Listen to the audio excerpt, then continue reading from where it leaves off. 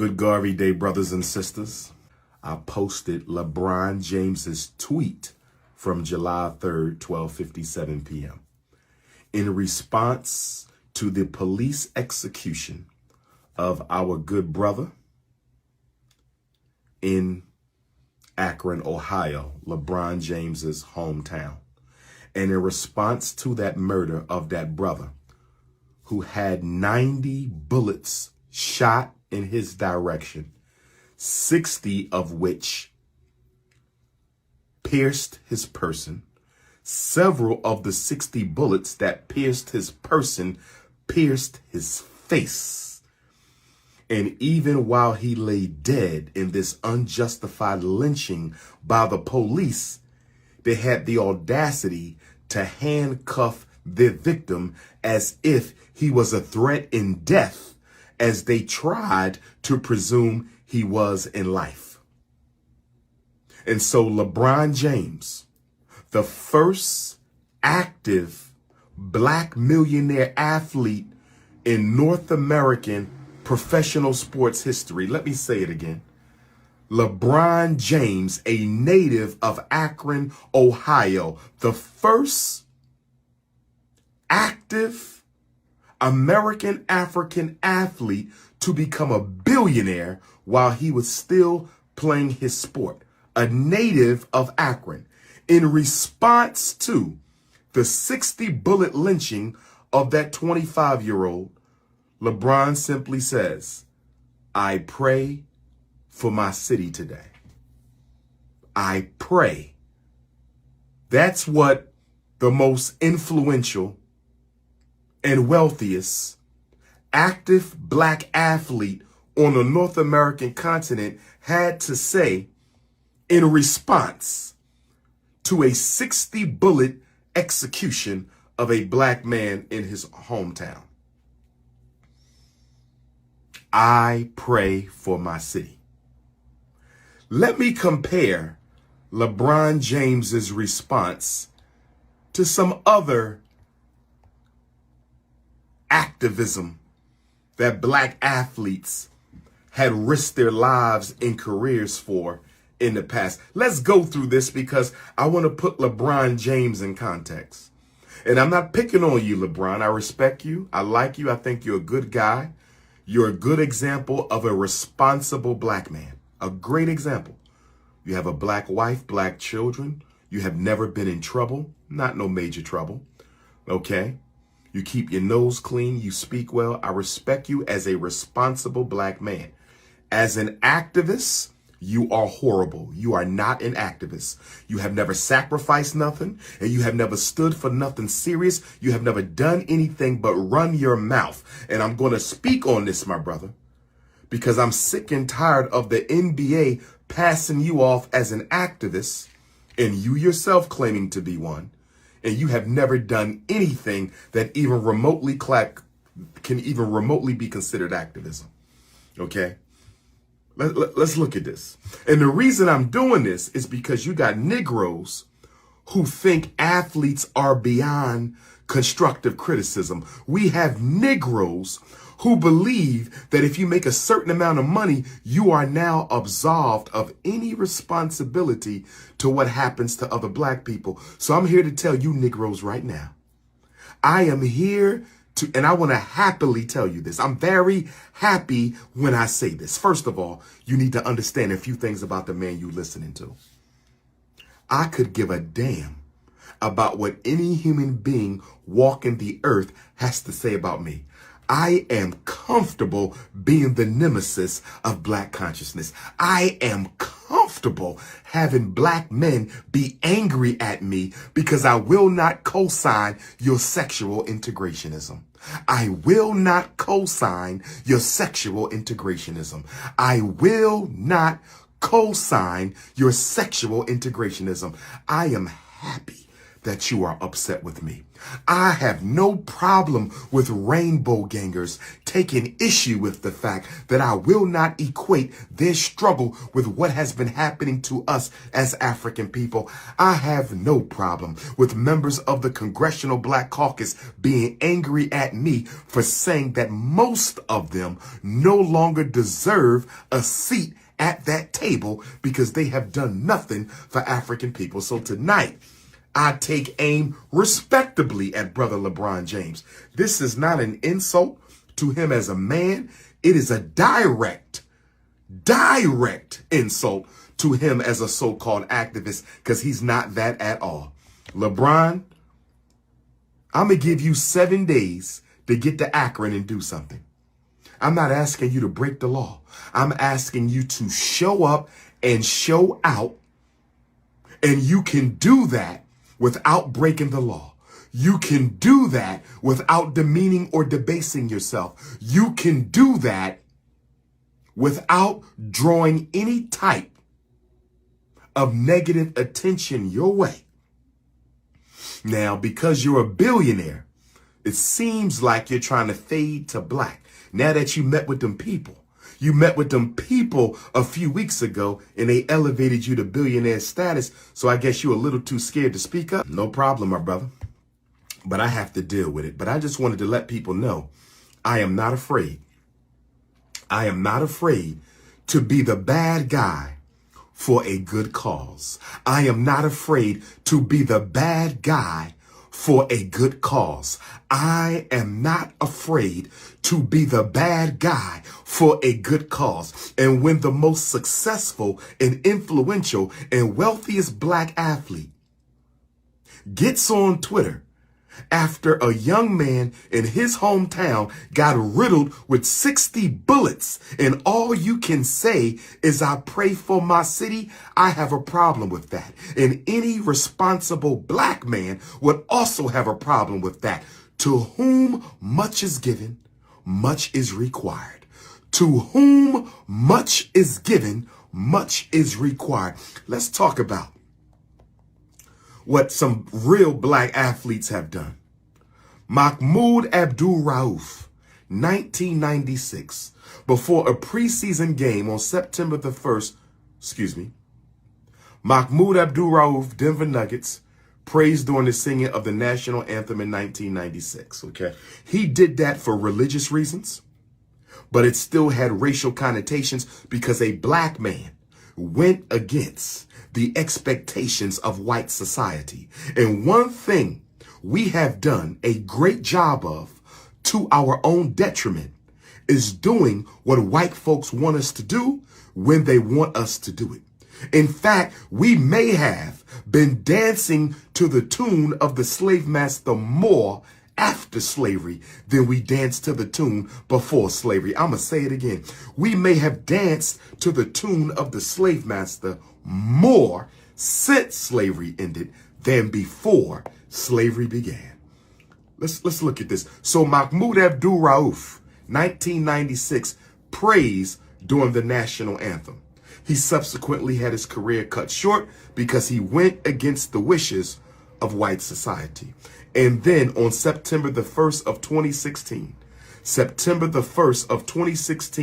San Francisco 49ers quarterback Colin Kaepernick knelt during the national anthem to call attention to issues of racial inequality,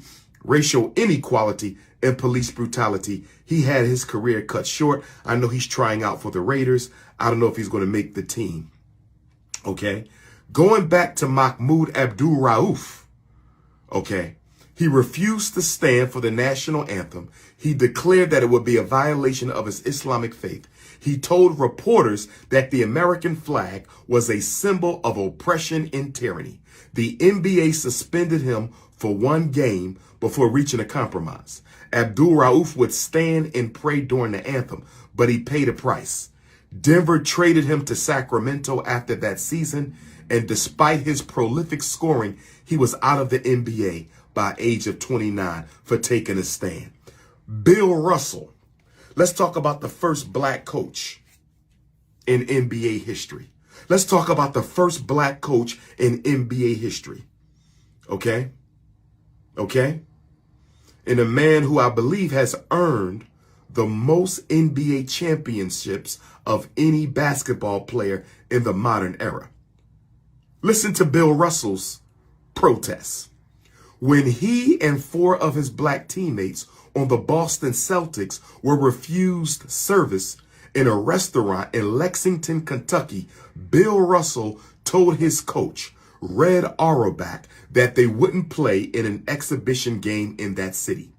2 members of the St. Louis Hawks, Boston's opponents, joined them in the boycott. Red Auerbach didn't exactly stick up for his players. He told the Associated Press, quote, the Negro boys got really emotional. They said they like to go home. We talked for 2 hours and I couldn't change their minds. Let me repeat, brothers and sisters. Let me repeat. That was in 1961. There was no civil rights bill. That was in 1961. They were still hanging black men from trees. That was in 1961. And that black man, Bill Russell, this is why I respect Bill Russell. This is why I respect Bill Russell. I don't respect Bill Russell because he was the first coach. I don't respect Bill Russell because he got 11 rings or however many rings he got. I respect Bill Russell because when he was a player, since he couldn't eat in the restaurant, since he couldn't eat with white people, he refused to play for white people. I said when Bill Russell couldn't eat with white people, he decided that he wasn't going to play with white people. I said when Bill Russell couldn't eat with white people in Lexington, Kentucky, Bill Russell decided he wouldn't play for white people in Lexington, Kentucky. Okay? Bill Russell and his teammates flew back to Boston, Massachusetts, where the newspaper declared, Negroes in a fight for their rights, a fight for survival in a changing world. I am with these Negroes. A day later, Celtics owner told the Boston Globe the Celtics wouldn't play games in the South again, adding, I'm not so hungry for money that I arrange games that might embarrass my players. Bill Russell took a stand, and he forced the NBA to take a stand. Oh, let's keep going. 1965, the year they shot Malcolm. 1965, the year they shot Malcolm. If this comment is coonish, I'm blocking you. Let me see what we got. Hold on. You are the king of consciousness. There's a better way. You got the information to destroy these cats. We could reparations. We can't do it like this. You attacking the wrong man. I'm going to block you because no man is above criticism. I'm going to block you. I'm banning you. I'm banning you. Don't put nothing coonish on my page. Nobody is above criticism. Nobody is above criticism. If you're okay with LeBron James praying instead of doing anything about them 60 bullets, you got a family up there who lost their son. You got a family up there who lost their brother, their uncle, their cousin, their nephew. You understand me? You got a community up there mourning right now. And instead of you standing with the community, you want to defend a privileged black athlete. That's your right to do it, but you're not going to do it on my page. That's your right to do it, but you're not going to do it on my page. Let's go to the next act of athletic protests. The American Football League moves All-Star game after the players' protest. The AFL All-Star game in 1965 in New Orleans was a nightmare for black All-Stars. Taxis refused to pick up black players. Nightclubs on Bourbon Street were segregated, and a bouncer pulled a gun out on Ernie Ladd. After that, the players refused to play. New Orleans Mayor Victor Shuro told the Associated Press that the protests would, quote, aggravate the very conditions they are seeking in time to eliminate. But the AFL Commissioner Joe Foss didn't blame the players for withdrawing, and he quickly relocated the game to Houston. The protests accelerated the desegregation of New Orleans. Let me say that again. Let me say that again. By the black players protesting the AFL All-Star game in 1965, it forced the city of New Orleans to do what? Accelerate the desegregation of the city. You know why? They were losing black money. You know why? They were losing black money. It wasn't about rights. I've told y'all this a million times. White power only respects three things: blood, money, and organized numbers of black people. I said blood, money, and organized numbers of black people. When they started losing all that money, when them black players refused to play, when them black players refused to play, and the AFL started losing all that money on All-Star Weekend, they came to their senses real fast. They came to their senses real fast. Let me keep on going. 1967, Muhammad Ali refuses the draft. Let's talk about Muhammad Ali, because y'all think I'm picking on LeBron, but I'm going to show you what black athletes did when it wasn't even safe to protest. It wasn't even safe for Bill Russell to do what he did in 61. It wasn't safe for them brothers to do what they did at the AFL All-Star game in New Orleans. It wasn't safe for Muhammad Ali to refuse the draft in 1967. And you're going to sit up here and tell me it's okay for LeBron James, a billionaire athlete, to pray? 60 bullets in his hometown. A black man caught 60 bullets and all he gonna do is pray? You can miss me with that. You can miss me with that. Let me continue. When the U.S. Army said Muhammad Ali was draft eligible, he declared he was a conscientious objector to military service. The war was against his Muslim faith. He said, quote, "I ain't got no quarrel with the Viet Cong." He told reporters April 28, 1967, he refused induction into the army. Muhammad Ali was stripped of his heavyweight title and banned from boxing for 3 years. And I'm reading an article, by the way. I'm reading an article. 2 months later, Muhammad Ali was convicted by an all-white jury and sentenced to 5 years in prison for his refusal to be inducted into the army. Public opinion was against Muhammad Ali. And the Atlanta Constitution claimed, quote, "Cassius Clay has plenty of company in the draft dodging league." At the time, few in the media referred to him as Muhammad Ali. 4 years later, the U.S. Supreme Court reversed Muhammad Ali's conviction. 4 years later, the U.S. Supreme Court reversed Muhammad Ali's conviction in a unanimous vote. One of the greatest athletes of all time retired from boxing in 1981. Oh, I want to put this in context.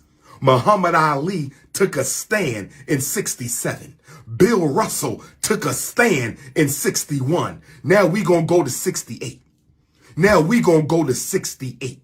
My own personal favorite. Now we gonna go to 68. My own personal favorite. Tommy Smith, John Carlos at the Summer Olympics. Tommy Smith, John Carlos at the Summer Olympics. Tommy Smith, John Carlos at the Summer Olympics. Tommy Smith won a gold medal. John Carlos won the bronze. 200 meters, Mexico City. But history remembers what they did on the podium.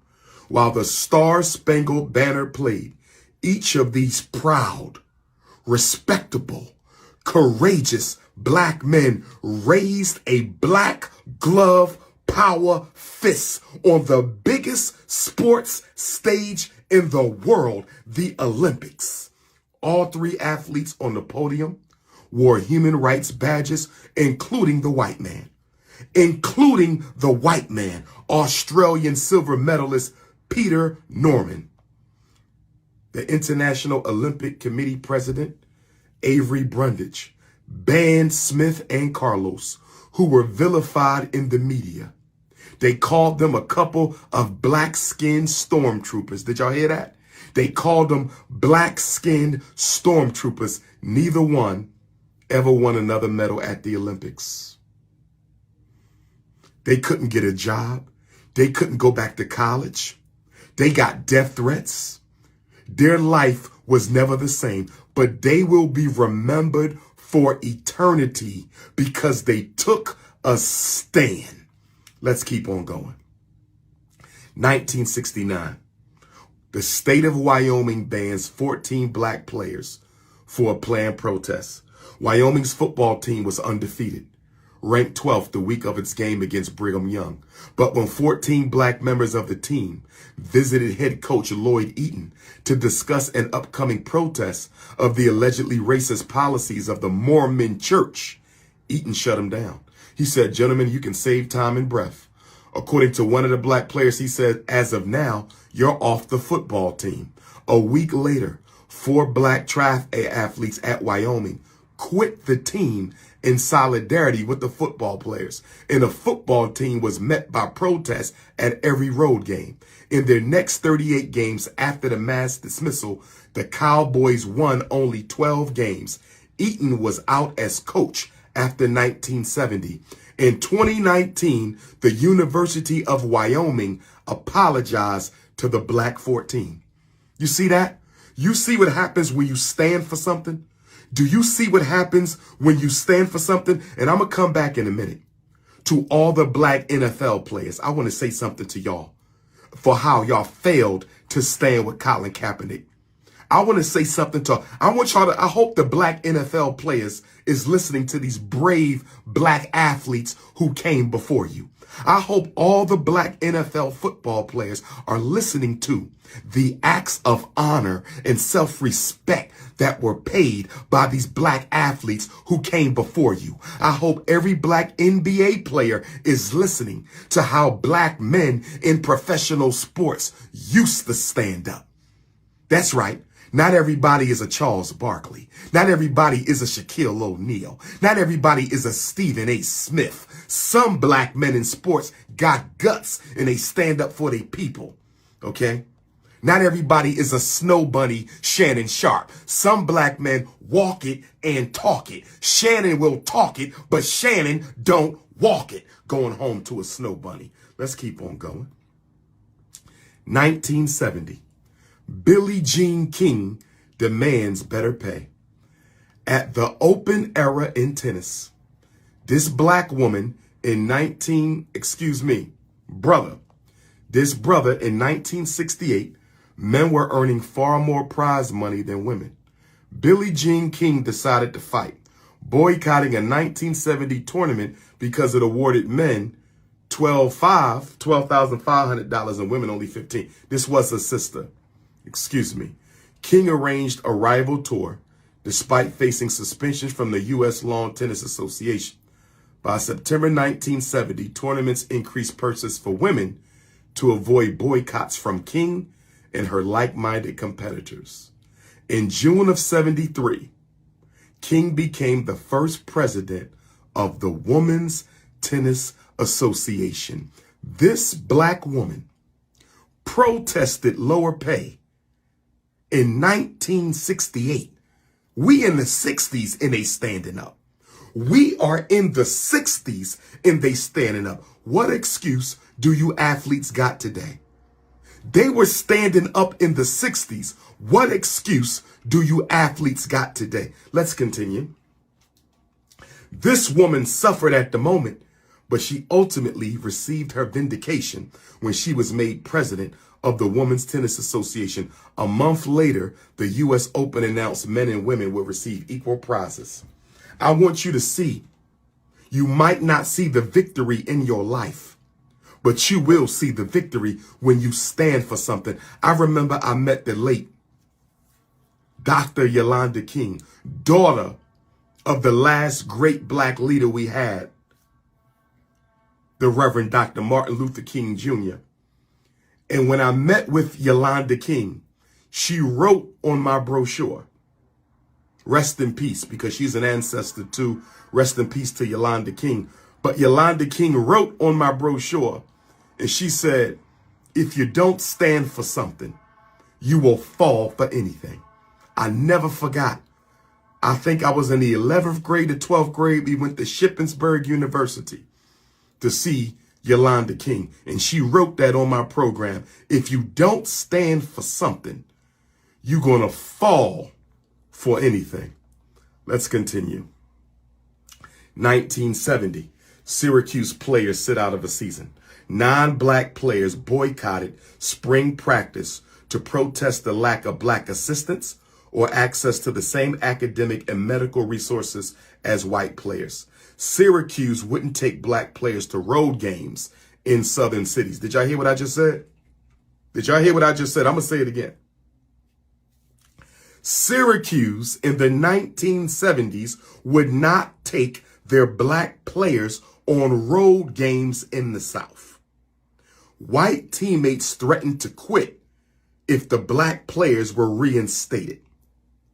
With linebacker Bill Coggle telling the Associated Press, "I don't care if you call me a bigot, I'm not going to take it." The black players sat out the entire season, derailing their football careers, but all 9 graduated. They got their football career cut short, but they graduated. Yes, they had to pay a price. Freedom ain't free. Freedom ain't free, brothers and sisters. Freedom ain't free. Colin Kaepernick took his stand. Muhammad Ali took his stand. Bill Russell took his stand. Mahmoud Abdul-Rauf took his stand. The Syracuse football players took their stand. The AFL All-Star black football players took their stand in New Orleans. And I got to give another shout out.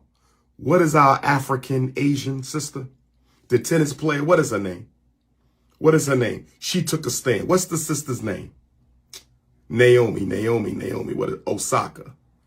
Naomi Osaka withdrew. Naomi Osaka, the Japanese tennis star who remains a one-surface wonder, will not play at Wimbledon. She announced in a social media post. Her and her team indicated that the withdrawal was due to her Achilles. But no. She withdrew. No. Maybe I got the wrong tournament.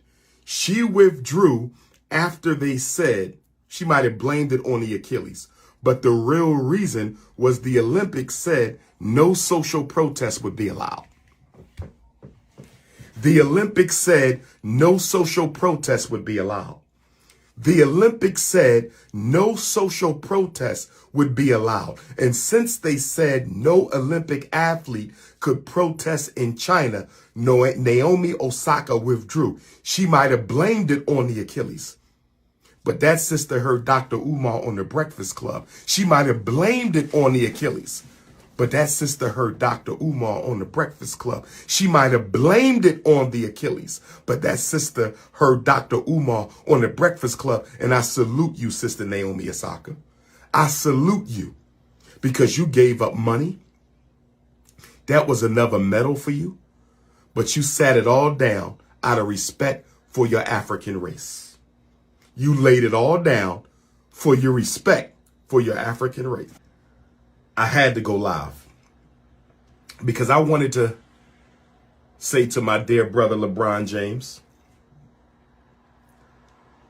how can you live with yourself by offering a prayer in the safety of your home in Los Angeles? That brother was riddled with bullets. Police genocide is a major problem for black folks. And all you can do is offer a prayer when I just read you a whole list of black athletes who risked their life at a time when there were no protections at all. I just read to you a whole history of black protests by athletes who were as large as you in their day. And they risked their life and their livelihood. And all you want to do is pray in your $1 million home on the other side of the country from your hometown where Brother Waylon, rest in peace, was lynched with 60 bullets and all you can do is pray. No, sir, my brother.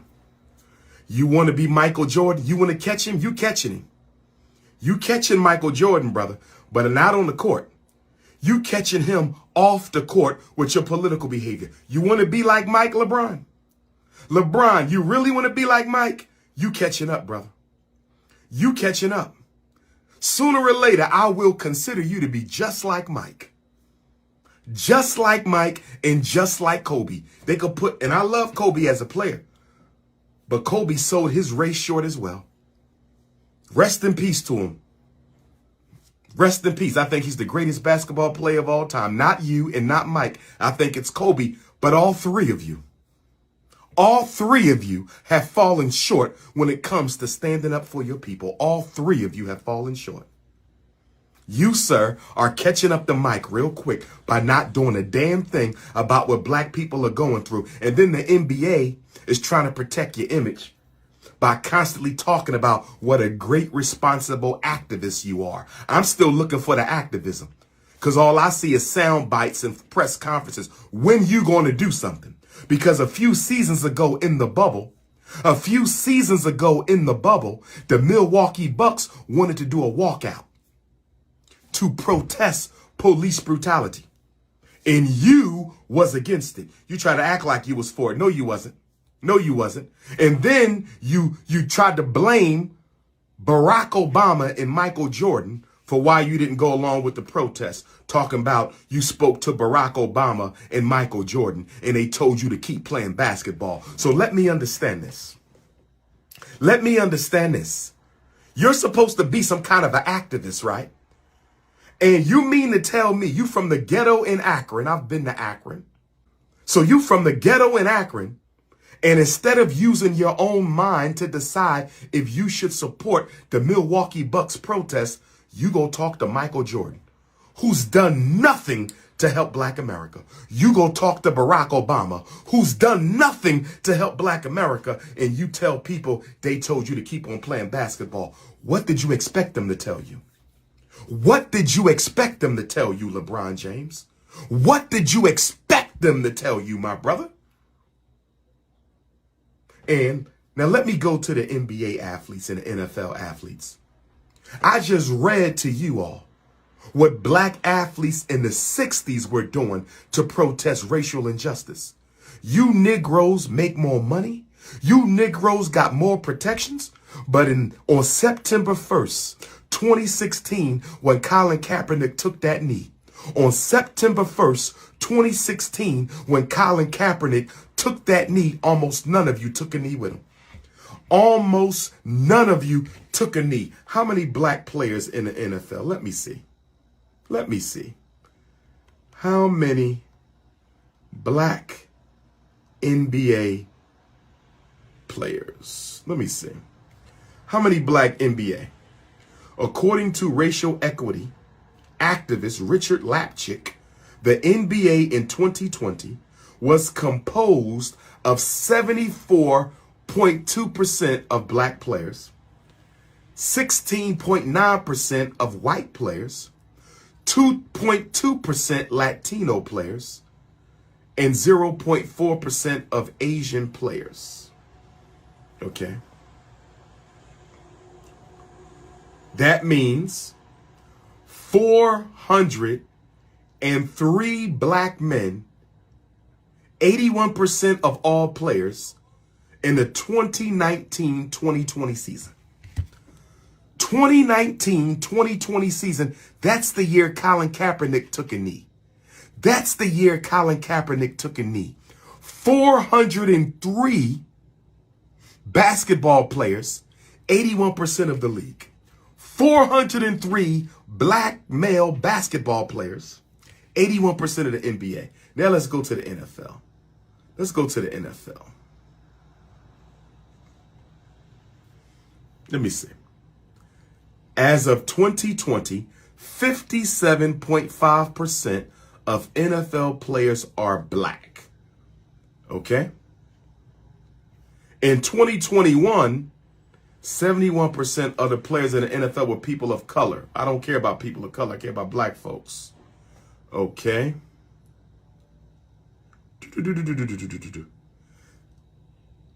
70% of the NFL players are black.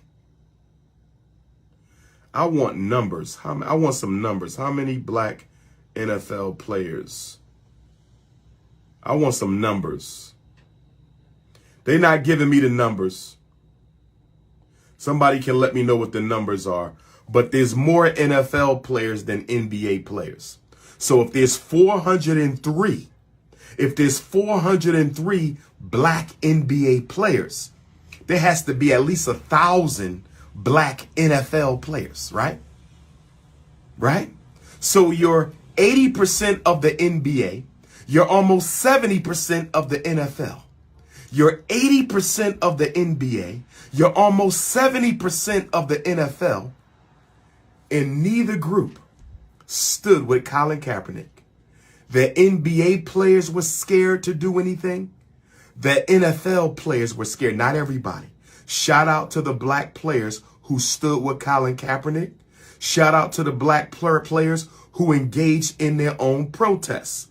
But when I look at the behavior of black NFL athletes, and when I look at the behavior of black NBA athletes, it was cowardly. It was weak. It was timid. And it was fearful.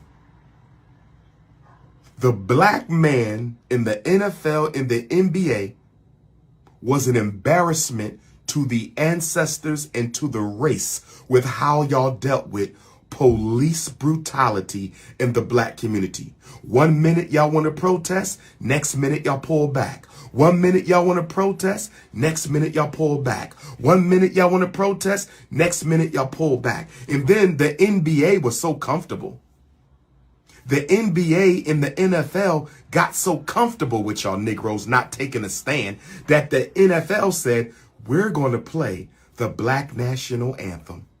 We're going to play the black national. What? We're going to play the white national anthem, and then we're going to play the black national anthem. And players who want to stay in the locker room while the Star Spangled Banner is playing can stay in the locker room, but there will be no field protests. We're not going to give Colin Kaepernick his job back, and you Negroes went for it. Do you see what happened when Bill Russell, it was only 5 players. It was only 5. Syracuse, it was only 7 players.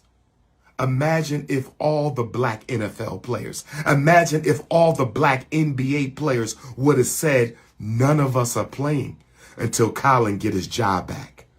He would have got his job back in a day. He would have got his job back in a day. Y'all couldn't even stand together long enough for Colin Kaepernick to get his job back. Now let me go to the NBA. Remember when Donald Sterling got caught being a racist? And all white people are. He just got caught. All white people are racist. He just got caught. Remember when the owner of the Clippers got caught being a racist? LeBron James got on the microphone. He said, this is the greatest league in the world. I'm sure the NBA going to do what they got to do. We can't have that kind of behavior. Good job. More words, not too much, no action, but good job, LeBron. That was the perfect time for NBA athletes to say, we want some more black owners, and we want them in a year. We want them in 6 months. If we don't have at least 5 teams owned by black folks next season, there will be no season. Why didn't y'all do that? All y'all did was engage in passive aggressive protests. All y'all did was engage in passive aggressive protests. The LA Clippers came out and they had on black shirts or something. They wouldn't warm up. Something that was weak and passive. That's the best you can do? We're not going to wear our warm-up. So what? You got Muhammad Ali going to jail. You got Bill Russell risking his life. Even Naomi Osaka stood up to the Olympics and you Negroes is being weak and cowardly? Come on, it's not acceptable. It's not acceptable. The reason I read the history of black professional athletes protesting injustice is LeBron. You're going to be added to this list. LeBron James, you will be written about after you retire. What do you want the truth to be said regarding you, sir? And what you did or did not do when black people were catching hell? Because if you think you're going to get mentioned with Colin Kaepernick, you're not. If you think you're going to get mentioned with Muhammad Ali, you're not. If you think you're going to get mentioned with Bill Russell, you're not. If you think you're going to get mentioned with those football players for Syracuse, you're not. If you think you're going to get mentioned with John Carlos, you're not. And if they mention you, they're going to say he prayed for his city. That's what LeBron James did when he found out a young black man in his hometown got lynched by the police, 60 bullets, and they even handcuffed him in his death. LeBron James prayed for his city. Nah, bro. Muhammad Ali turning in his grave. Nah, bro. Muhammad Ali turning in his grave. Nah, bro. And for all you out there who think LeBron James is above criticism, I am happy to upset you. I am so happy to have you angry with me. I want you to understand that I take your anger and I turn it into energy. I take your malice and I use it for fuel. I take your self-haterism and I use it to build my strength. I could give a damn what you think about me. I could give a damn about you Negropeans who care more about athletes than the African community. You don't mean nothing to me, you snow bunny loving Negroes. Mike Conley of the Utah Jazz. I think you played for the U. I like Mike Conley. Mike Conley, somebody sent me a picture of you. It appears you've been snow bunnied. I hope you haven't, Mike Conley. But somebody sent me a picture because we have a snow bunny watch. We have a national black celebrity snow bunny watch. If you get caught with skim milk, we're posting you with the bunny rabbit. Ain't nobody above accountability. Mike Conley, you look like you've been snow bunnied. Chris Rock. Now, Chris Rock, I like you. Now, my West Philly brother Will had to put the smack down because you disrespected his queen, trying to turn into a joke for white folks. But I like you other than that. You did the black hair documentary, Good Hair. I thought that was an excellent documentary. But Chris Rock, you cannot talk about black women needing to wear their own hair and then you go date a white woman. Chris Rock, are you listening to me, sir? Chris Rock, are you listening? You cannot do a Good Hair documentary talking about black women need to wear their own hair and then you get caught with the white girl. Now, it could have been a business date, but TMZ posted you. TMZ snitched. TMZ called the Snow Bunny Watch on your ass.